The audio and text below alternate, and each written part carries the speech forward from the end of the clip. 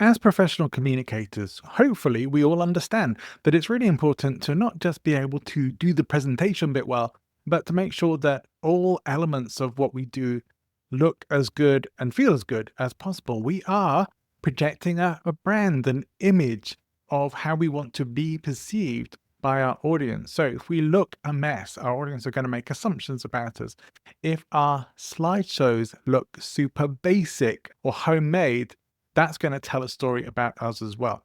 Not a good one. And so I wanted to continue the elements on visual storytelling. We've had a few episodes on this recently, one with Emily Schneider and again with John D'Amato, and want to continue that. Because one of the reasons why I decided to do another episode, particularly relating more to PowerPoint, was because my guest, Oreet Kaufman, has some really nice insights and ideas that relate to this about how we can be doing something she calls word dieting. So you definitely want to listen out for that. Now, I will say this. The audio quality is not the best for one of these, for one of my episodes. And I almost was in two minds about whether to publish it because of the audio issues. I think it's cleaned up enough that it still just about works, but hopefully you will be able to listen and hear everything that you need to hear. I tried to take out as much as possible of everything that wasn't coming through clearly, but there's only so much I can do. So please do bear with the audio issues. It will be worth it. You'll get some great value from listening to my guest today. Welcome to Present Influence, the show for professional communicators who want to inspire, impact, and influence. My name's John Ball. I am your guide on this journey to mastery level communication skills. Let me officially welcome Oreet Kaufman to the Present Influence podcast. It's great to have you here. Good morning. Thank you for having me. I'm so delighted to speak to you. I really enjoyed our conversation when we had a little pre-interview chat a while back. And we recently had a friend of yours, Emily Schneider, on the show. And we want to say, we're going to have some other stuff to talk about, visual storytelling. I think we do. And so that's why I was very much looking forward to bringing you on, because you have some really nice stuff in your profile that hit something for me. Like, I really like this. Things about cleaning up your communication clutter. Tell me a little bit about that and why that's a big thing for you. Sure. John, first I'd say, I think it started from me just being an impatient person. So I don't know whether it's adult ADD or the fast social pace world we live in today, but I don't have a lot of patience. And so when I see a presentation slide, wherever I'm at a presentation and I see so much information on the slide, I think to myself, get to it, to the point. And I think we don't do that well enough in communications today. So while there's images and graphics that help tell the story, it's the message at the core that is really important. So when we think about that, your audience only has 3 to 5 seconds to look at your slide and get your message. Don't waste your audience's time. Don't waste their time and get to the point. So it is a skill. It does take practice to understand, to look at and say, what's repetitive? What's redundant? What is saying the same thing? Your bullets should really never be more than 2 lines at the most. So, it's taking a look at that and seeing how can we make it shorter, faster, and more efficient, but still engaging your audience and not wasting their time. So there is a balance to be found here, right? Yeah, absolutely. Let me ask you, because this is interesting to me. We've all met those people who overshare or over-deliver on information. And is that what this is about, or is there other stuff going on here? Yeah, I think a lot of times people write as they speak, and that's a different communication skill. So I used to do it as well. And it really took a lot of practice for me to learn how to cut in my own communications. So I think when people write as they speak, they don't understand what is the key message? What are those key words? And really going through and having your messaging to really say, what are those key words? What's the key messages? What do you want to leave your audience with that they're going to remember? Do you ever get clients who come to you with a slideshow that they've already done and you look at it and go, oh my goodness, it sounds like you do. Where do you begin the journey with them? So I did the permission from them to have the liberty to say, this is something that I'm really good at and I really enjoy, to be able to cut down your content. And with their permission, I will take a look and say, if it's a service that they're offering or if it's a product that they're offering, especially with services, I try to pull out those keywords. So if you're offering repair and diagnosis services, you still need to say diagnosis and repair. You don't need to go through and explain. So when I get content from a client, I first of all try to understand what their goal is, what their design outcome is. What are you trying to say with the slide? What are you trying to say with the whole presentation? And then from there, I'm able to say, okay, you've got 3 lines in this bullet that really mean diagnosis and repair. So let's pull that out. And everything else, I'll also ask if it's going to be sent to a client or if it's going to be presented live to know if I can put it in speaker notes and say, just pull out diagnosis and repair and speak to the rest of it. Because all you want your clients to remember is the service you provide is diagnosis and repair. Yeah. And I'm sure this isn't just your philosophy. There must be some sort of results you've seen from making these kinds of changes. So, what has been the kind of feedback that you've had from people when you have helped them to clean up the language that they use and make sure the communication is less cluttered? Yeah, so I've got 2 different examples. One is from presentation designing is where I've taken a lot of stats and a lot of data, and I've said, "Okay, let's just pull that number out, and you have all this information on your slide, but you already told me on this at the top of the slide, the key data. So just pull that out." And the slide was crowded. The slide had 2 different charts on it. Again, all the information, but I found buried in there the key stats. I pulled it out. I highlighted just those numbers with 1 line underneath it. I highlighted the key fact. And the reaction was, it was just astonishment. It was, we didn't realize it was that simple. We didn't realize that's really how we need to communicate. Again, 3 to 5 seconds. Your audience is looking all over your slide. They have no idea where to look, what to do. Animation helps with that also. Recommend Right. animation sometimes with my clients to say, bring in little animation. I'm not a big fan of over animation, but animate appropriately to drive the message. So if you have 2 big statistics on your slide, then animate one at a time so you can drive the message and you can talk to that just like specifically. Another example I have is when I was working at a sales organization about 2 years ago, I was part of a meeting that was meant to write instructions for our sellers on how to read a report. It was an hour-long meeting. I'm not sure why exactly I was in that meeting, and the instructions were pretty good, except for the end. There were 4 bullet points, and each bullet started with the same word. And at the end, they said, "Reet, what would you suggest to add to these instructions?" And I said, first thing I would do is I would take out the first word of each of those bullets. It's repetitive. If there's action you want from the sellers, just start with that action one. They all start with the same word. Take that out, start with an action word, get to the point. These are sellers who don't have a lot of time. Get to the point with your action words and minimize the words as much as possible. So it's amazing what small changes can reflect our Yeah. communication and engagement and understanding and ultimately driving those results because that's what you want. Absolutely. I could see where that might come from trying to do slides the way we speak. Like there is a sort of rhetorical technique when we're speaking of repeating the same kind of phrase to have One more impact. But I think if you have a whole slide series, just like that, you wouldn't do that speaking. But definitely overdoing it. Is some of this a bit of, I don't say laziness, but a bit of maybe people's lack of confidence? Sometimes I've seen this as well, where people make the slideshow a bit of a crutch through their presentation. Is that kind of common as well? Yeah, I think we've all seen people reading off slides, not just writing as they speak, but also reading directly off of that. And I can guarantee you, every person who has watched a PowerPoint presentation where they have read off the slides, you just want to roll off your seat. You just want Mm, to fall forward. So I think, painful. yes, Yeah. I think a lot of people, you do definitely use it as a crutch. You are the show. As the speaker, you are the show. Your slides should support you and help you tell the story, but not be the story. You are the story. So it's understanding that balance between how much to put on the slide, again, between graphics and images and whatnot, and the messaging. It also takes practice. So if you're a speaker and you're now going to adopt this word dieting and you're going to put less words on the slide, let's take practice to become comfortable with your message so it doesn't become a crutch. You need to practice. You need to practice. If you have speaker notes, if you're doing it at a keynote or a large speakers, a lot of times there will be a teleprompter in front of you that will show you the speaker notes. So it becomes how to become comfortable with your message and you're comfortable talking so that the slides behind you are just sparks of information. Yeah, they're complementary rather than dependent. I like that.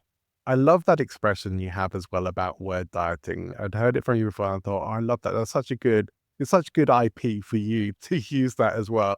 But it's one of those things that really stands out. Are there some key principles that you operate by? I know you already shared a bit, but are there some more key principles you operate by that we could learn from? I would probably encourage people to work with a professional like you on slideshows because I think if you're wanting to stand out from the crowd, self-made slideshows can look very self-made. But what if we're going to do that? Maybe just someone starting out. What are some of the best practices that we could apply to word dieting and cleaning up our clutter? Yeah, absolutely. I would say like everyone has a little bit of a teacher in them that loves to take out that proverbial red pen. I think we all enjoy a little bit of that. So I'd say look at your own work take a step back and look at it as if somebody's bringing it to you and is asking you for your own feedback. What would you cut? And I would say look for repetition and look for redundancies. When we say redundancies, for example, one of the examples I have in my handout is next quarter results for Q2 are available online. Sounds short, right? But really, what do you say? Time wise, it's Q2. You don't need to say next quarter results. Just say Q2. They're available online. You need the word available. If they're online, they were available. Another example I like to use is looking saying she drove in circles around the block. If she drove in circles, she drove around the block. If she drove around the block, she drove in circles. Look at your own work. See, okay, let's take a step back. What seems repetitive? And again, that takes practice. It takes practice. I don't know, John, if I can recommend an app, or if there was an app that helps you work on. Yeah, Um, please do. it's called Elevate. It's for adults and for kids. And one of the features they have on there is brevity. So it will show you sentences like, she drove in circles around the block and will ask you to remove the words that are redundant.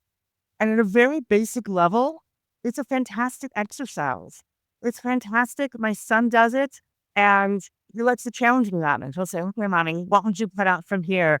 And I thrive on a challenge because it keeps my skills sharp and it Yeah. reminds me of other instances of brevity. So I highly recommend that and just practice because then you start to learn for yourself what's redundant, what's extra. Oh, and a lot of the times it's an aha moment. And to get better at, it's so empowering. Like I'm anything, it takes practice. okay, But I really like that. I'm definitely going to try that out. I don't know how many redundancies I have in my general communication, but I'm keen to know. And I am someone who cares about cleaning up and being as clear in my communication as I can be.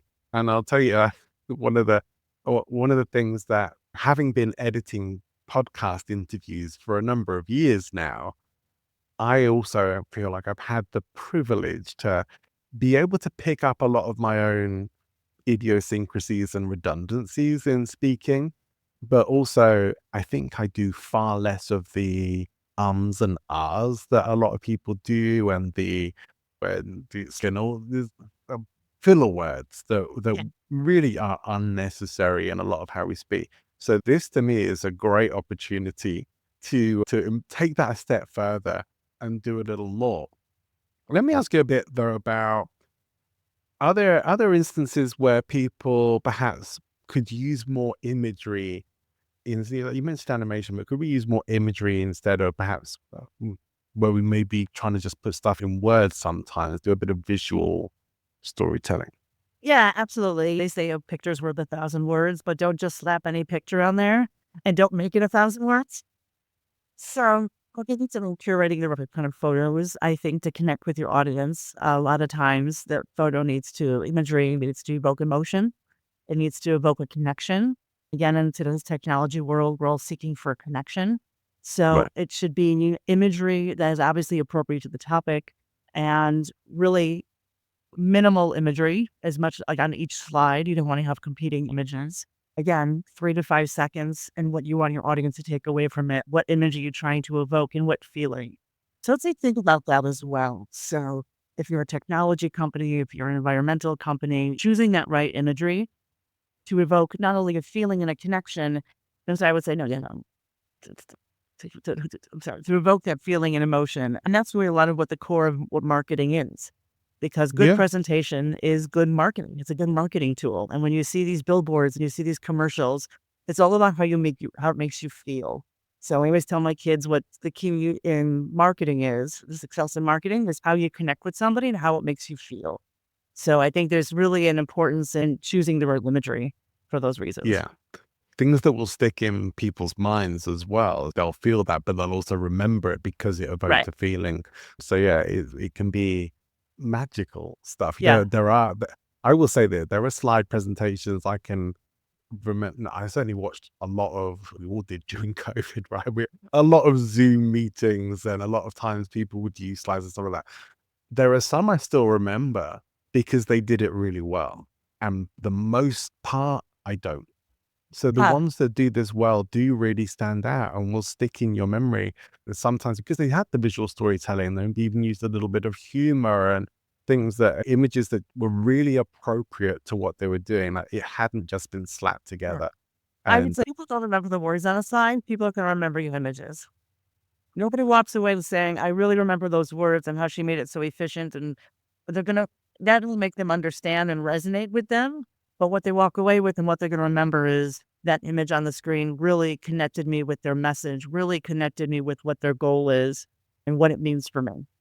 yeah, look, I can so relate to pretty much everything you're saying. A lot of patience when people are over communicating or really struggling to get to the point and dancing around all of the houses before we get there. So things that are going to make things clearer for people, make you understood faster, connect the ideas with people quicker, and really just make a bigger impact, I would say, in what you're doing.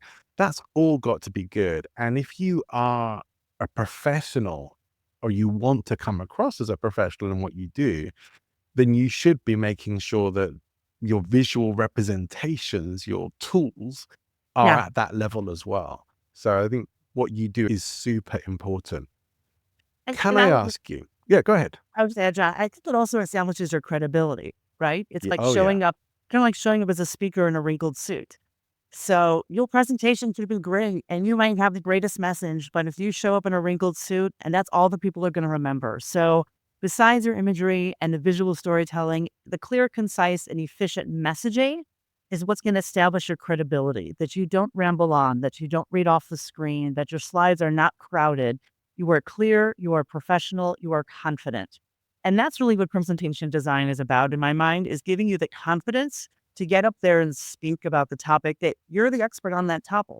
But this gives you the confidence to get up there, not only to impress your audiences, but also get the results you're looking for, whether it's to change behavior, whether it's to improve, not change knowledge, gain knowledge, change behavior, learn something new. But it really gives you that confidence and establishes your professionalism and your credibility. So it's because it's very clear, like with and without the presentation design, how you present yourself. That's really, like I said earlier, it's a marketing tool and how you want to put yourself out to the world, to your audience. I like that. There's an area of presentation, visual presentation, where I maybe have been shifting my position on this, and I'll share it with you. I'll put it to you this way: a lot of the coaching I've done to help train speakers and help coach them to be better speakers, have better keynotes, I will nearly always will get asked about slideshows and like, should we use them? Should we have them? How many should we have? All that kind of thing.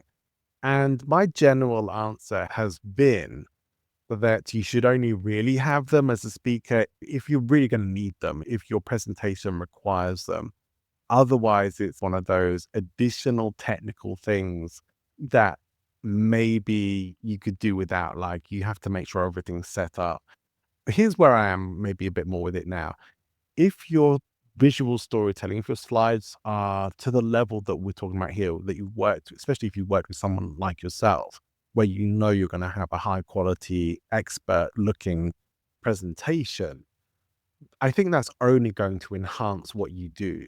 And so it may look a bit different for different talks, but I do think you still probably want to be able to, if all the technical stuff blows up, but you still need to be able to figure out how you would deliver your talk without this. But that's maybe where I've shifted my position a little bit. Do you think pretty much any presentation could benefit from a good slideshow? I think it depends on the kind of speaker that you are. So I think not all of us are dynamic, high energy, engaging speakers. If you're a True. keynote, even keynote speakers have some visual slides behind them. I think I'm going to assume the majority of us who are presenting are not high dynamic energy professional speakers. And I think you also have to account for the different types of learners in your audience. There are visual learners, there are auditory learners. And so even with the most engaging professional high energy speakers, a lot of people in the audience need to see along with you talking. And so there's, again, striking the balance between it's not a webinar type slides you're going to put up there as a keynote speaker. It's going to be quick visuals, like the TED Talks a little bit. Every TED Talk presentation is really just pictures and very few words.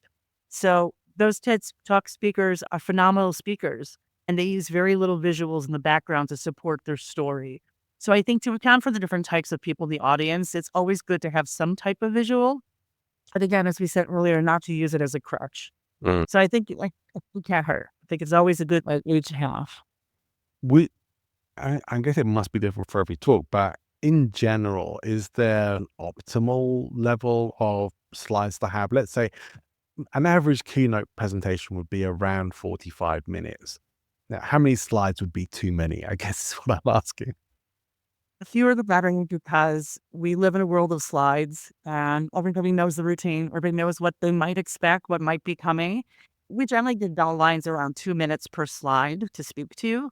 So I love to stay around 10 to 15, but I've had clients where for annual sales calls, it's over 100 slides because it's a 4-hour call and it breaks it up. And sometimes that's just what needs to happen. It's different departments submitting content and you just have those types of calls. But I always err on fewer than more because you should, especially for pitch decks, let's say, for example, it should really be no more than 15 slides. You need to get your message across, your problem, how you're solving it, your financing, and all the key elements of a pitch deck. But always tend to fewer than more. Don't create slides for the sake of creating slides. More slides don't make you look more intelligent. Better, smarter slides make you look more intelligent. And the way you use them will establish your professionalism and credibility again. Do you feel that there is or should be a difference between perhaps how much we use slides in a live in-person presentation to perhaps a virtual meeting or Zoom call? No, Should be the like, same. you should do the same. I think you should adapt it. I mean, it should be treated as if it's the same. If you're going to send me a PowerPoint to read on my own, I'm less engaged for sure than if you were to present it to me live. So I would say this, if you're going to be sending out a presentation afterwards or instead of presenting it live, make it as short as possible. Get it down to a 1 or 2 page summary because everybody is so busy and I don't want to read your 26-page PowerPoint deck that you just sent me in an email and you need feedback on by tomorrow. It's not going to happen. Generally, I would say stick to the same length of slides, whether it's presented live or not. But certainly if you're going to send it out only or even afterwards, make an abbreviated version. Make it easy on everybody. Again, nobody has time. Yeah, I like that. You may not have an answer, so I don't know, because this is more about delivery for online. But is there a best practice that you're aware of for slide presentations on online presentations? Is there a best way to do it, or is it just cool to have it just pretty much take over the screen? And what do you say is the best way to present a slide deck on an online presentation? A lot of it is the same. I think you have to remember the audience is not sitting in front of you. So when you're doing it on a webinar, I think your engagement and the slides needs to be a little bit more than if it was live, actually, because people are on camera, they're off camera, they're multitasking, they're doing other things versus sitting live in an audience where you have more of a captive tension. I would say I think something else that people tend to do a lot is they over animate because again, people think it looks impressive. So especially in a webinar setting, I'm going to over animate and make it look fancy.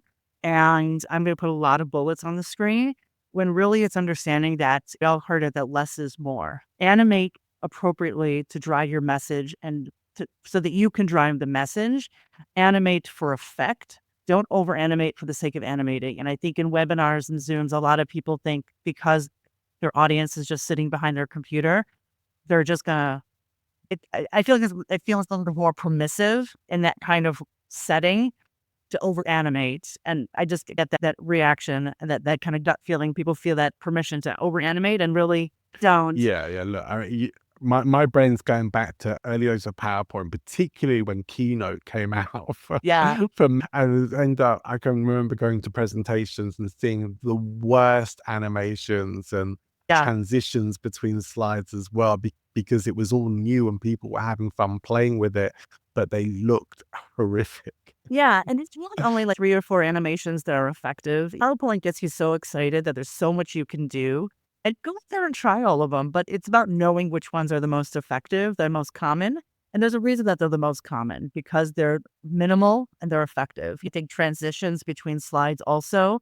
Oh, there's so much fun stuff you can do there. And my daughter, when she was in high school, was making a presentation, and she played with all the transitions. And I was like, that's great, but I have no idea what you're trying to say in the presentation because I'm so distracted by all the animations and transitions. So it's really about knowing your audience and really putting yourself in the audience's seat to say, is this something that you would want to sit through? It's fun to make.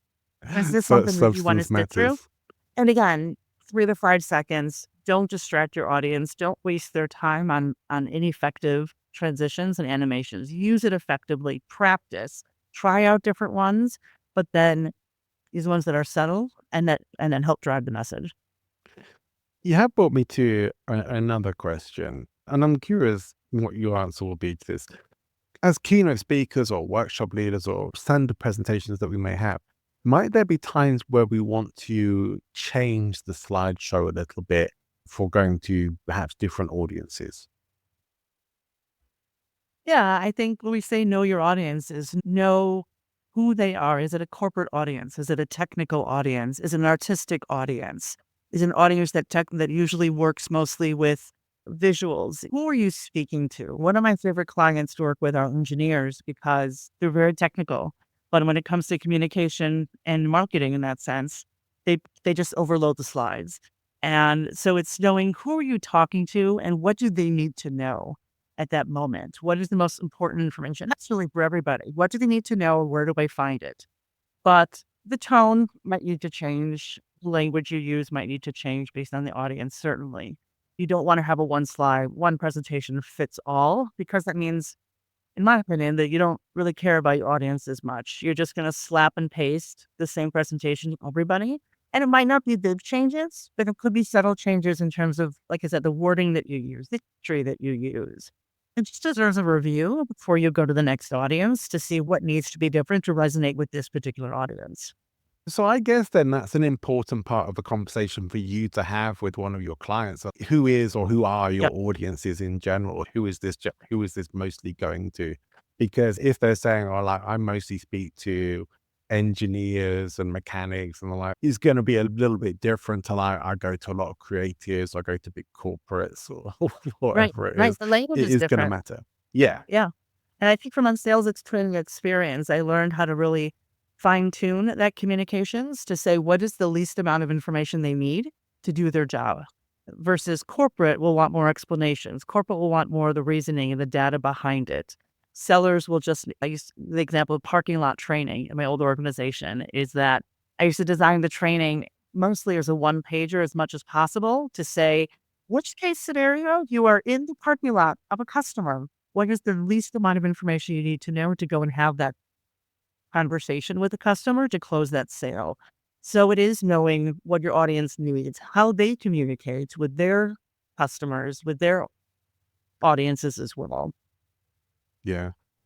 I really like your take on all of this, and I can see that the benefits of this level of clarity go far beyond just what you deliver on a slide deck into hopefully helping people to improve their general communication. I think it's always good to remove redundancies and clutter in our conversation and help people have more clarity. And to be honest, in particularly professional settings, time is money after all. You hear people saying that all the time. And yet, how much time gets wasted from people not being able to explain themselves or giving too much information. So I think what you're doing could be very impactful beyond just having an amazing slideshow. If someone's wanting to come and work with you, how could they find out more about you? How would you start that process thinking, all right, I want Oreet to help me get some clarity and have an amazing visual presentation? Well, absolutely. So they can reach out through the website or through LinkedIn, and we'll have a conversation so I can understand the project and the scope of the project. Again, getting to the why, getting to the audience, understand the logistics and timing. And then once we start the process, then put together what's called a creative preview. So I'll send you 3 to 4 slides to make sure we're heading in the right direction, to make sure you get input from you if there's a type of presentation style that you like, if it's more modern or more traditional, whatever it might be, if there's something out there you've seen that you like. But that creative preview sets the foundation for our presentation. So that's your chance of the creative preview to say, and I tell my clients, please tell me honestly, because this is your project. Love it, hate it, change this, change that. And it might take 1 or 2 rounds of different creative directions to make sure that I'm producing something that you like. And then from there, we'll do draft reviews and finality. Projects typically take 2 to 3 weeks based on how fast the client responds with feedback. Some take longer based on, again, everybody's different timelines. It's really a quick and smooth process. Fantastic. And you've created a helpful resource for the audience as well. Could tell us a bit about that? Yeah, so I created a resource that's on my site. It talks about how to hop back the redundancies and repetition we've been talking about. It's my word dieting tips. And it's 3 tips with examples that you can practice today and see the before and after of cutting out extra content. And so that is on my website. You can download it directly from the site. And it's really good style. It's a good starter tips. And certainly if you need help, let's connect and I can help you take it from there. I'll certainly be making sure that the information for your website, how to get in contact with you, and for your word dieting tips is going to be in the show notes for anyone who wants to go and check that out. So do take a look at the show notes and go and visit Oreet's site and at least get yourself that helpful resource. Maybe find out how cool it would be to work with someone who's going to help you clean up your communication clutter and go on a word diet. That sounds like the kind of diet I could actually stick to. So I like that. Oreet. Yeah. Perfect. It's been an absolute pleasure having you on the show. I love the sound of what you're doing. I'm so on board with it. And I'm so happy that your impatience led you to do something so cool and that you're helping lots of people have much better visual storytelling in their talks. Really appreciate you coming and being a guest on Present Influence. Thanks, Oreet. Thank you so much, John. It was a pleasure. I just wanted to close things off today and just say there's been a lot of exciting stuff happening. If you haven't already checked out my last episode, that is where you can see my very first ever attempt at open mic stand-up comedy, as well as my first ever speaker slam storytelling event. Some significant and important firsts for me over recent times, and I'm sharing them with you. There's going to be more. Please look forward to those. And I'm happy to say they went pretty well, but there's also plenty of room for growth and development. So I don't come here on this podcast as the perfect, I've got it all figured out, hey, look at me, aren't I great kind of person. I'm on this journey as well and sharing it with you. So I see this as being where we can grow and develop together. Whatever level you're at right now, just know there's always another level for growth and development for you and for me. And there should be. That's what we want. The day we stop growing and learning is the day that we start going in the other direction, and that's not good. We really want to think about that. But let's wrap things up there for today. If you're not already subscribed to the show, please make sure that you do. And why not leave us a 5-star review? It always makes my day to see them, and it helps other people to know that this is a good quality podcast worth tuning into. It's been my pleasure speaking with you today, and I will look forward to seeing you on our next episode back on Friday. See you then. Take care.